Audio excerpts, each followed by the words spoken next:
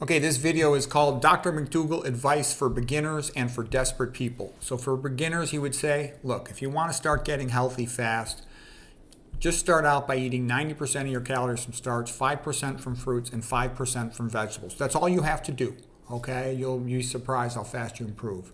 Don't worry about calcium. I've never seen a patient with calcium deficiency. Don't worry about protein. I've never seen a patient with deficiency of protein.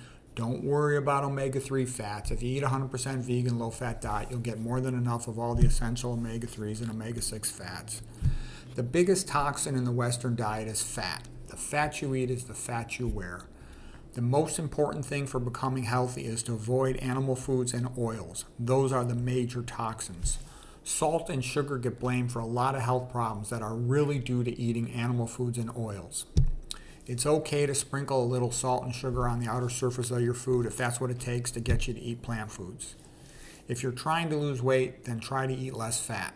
The more veggies you eat, the skinnier you will become because they are so low in caloric density.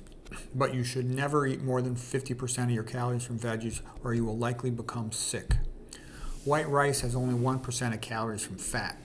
Back before 1970, when the Chinese used to eat about 90% of their calories from white rice, 1 billion out of 1 billion were thin. Just look around. You can see the truth. The populations whose diet is based on starch are thin and healthy. Okay, next section, for desperate people. If you've already been vegan for a while and you're continuing to have health problems, there's more things that you can do. If you have a refractory autoimmune disease or some other type of food allergy or GERD, you can try my elimination diet.